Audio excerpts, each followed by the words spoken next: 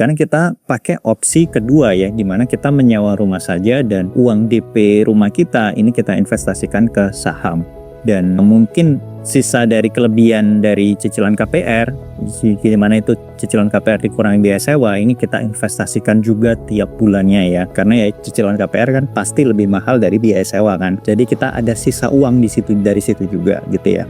Dan ini kita investasikan per bulannya. Dan ini saya mengasumsi saham yang CAGR-nya itu 10% ya per tahun. Tapi apakah ada saham yang return-nya jauh lebih tinggi dari ini? Ya banyak gitu ya. Contohnya portofolio saya secara overall aja CAGR-nya itu adalah 20% ya teman-teman. Dan ini ya udah gua asumsi 10% aja lah. Jadi kalau kita hitung-hitung dengan ditambah dengan perbedaan biaya cicilan KPR dan sewa, ini gua asumsi sewanya mahal aja lah, 6 juta per bulan lah. Meskipun mungkin dengan rumah 2M itu bisa lah sewa 5 juta per bulan, tapi gua asumsi 6 juta per bulan nggak apa-apa. Jadi dari sisa biaya KPR minus biaya sewa ini kita investasikan dan asumsikan returnnya sama ya 10%.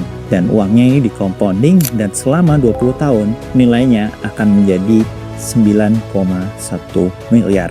Jadi sudah bisa lihat perbedaannya. Jadi sewa rumah dan kita investasikan uang sisanya di financial asset seperti saham, dan ini kita asumsi return yang sangat konservatif ya, 10% ya. Duit kita bisa 3 kali lipat daripada kita beli rumah.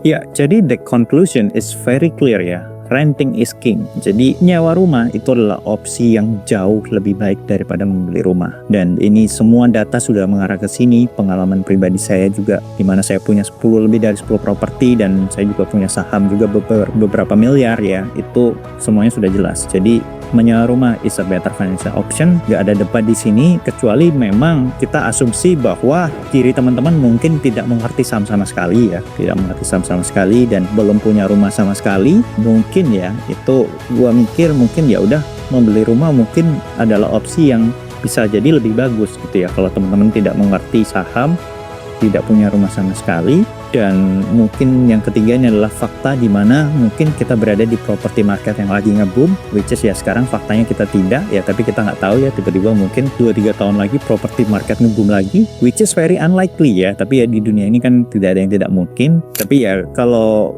tidak, 3 hal ini tidak sejalan, itu ya sudah jelas menyewa adalah opsi terbaik.